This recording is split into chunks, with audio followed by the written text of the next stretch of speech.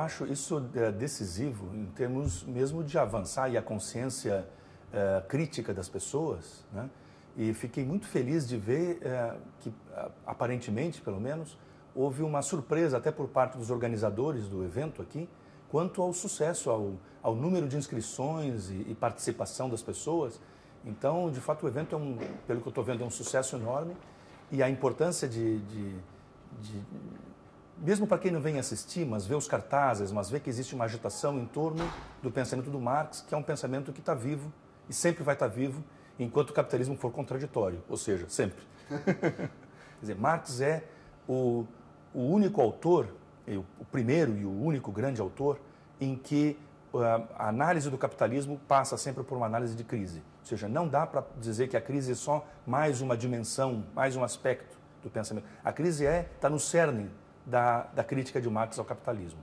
Então, sempre que o capitalismo engendra uma nova crise, o pensamento de Marx tem que ser retomado. Quer dizer, eu lembro de uma carta do Marx que diz que, acho que para o Engels, diz: a próxima crise vai enfiar dialética na cabeça mesmo do mais empedernido burguês. Então, mais ou menos, acho que o momento de crise é um momento em que a esquerda tem que aproveitar para mostrar que o sistema capitalista, em primeiro lugar, é um sistema contraditório, não é um sistema harmônico e perfeito, é um sistema que leva à criação de extremos, de pobreza e riqueza, e, em segundo lugar, isso é baseado na exploração numa enorme injustiça social, né? E isso aí abre oportunidade para a esquerda avançar. Agora, se a esquerda também não aproveitar bem essas oportunidades, é possível que o próprio capitalismo encontre forças para retomar para uma escala de acumulação como foi na década de 30, 40.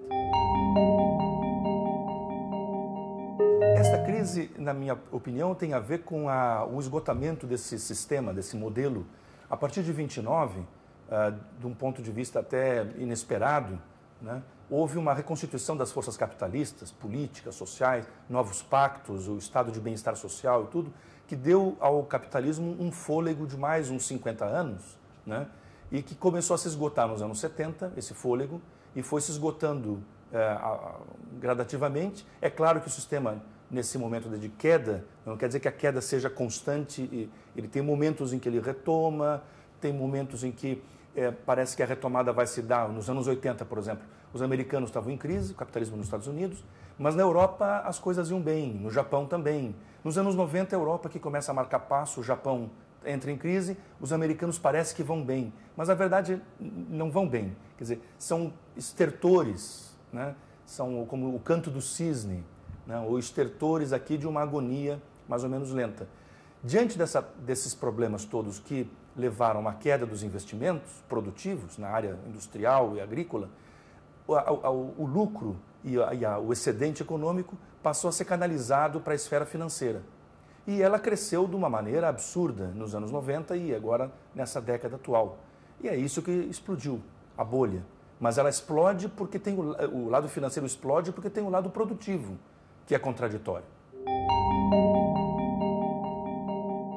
É importante localizar aqui quais são os setores revolucionários, quais são os setores em que existe, setores sociais, né, em que a possibilidade de transformação, o desejo e a necessidade de transformação social se colocam de um modo mais premente. Então tem que localizar esses setores. Agora há pouco eu estava vendo um debate em que se discutia se era a questão camponesa ou a questão do operariado. Então depende muito da situação do capitalismo.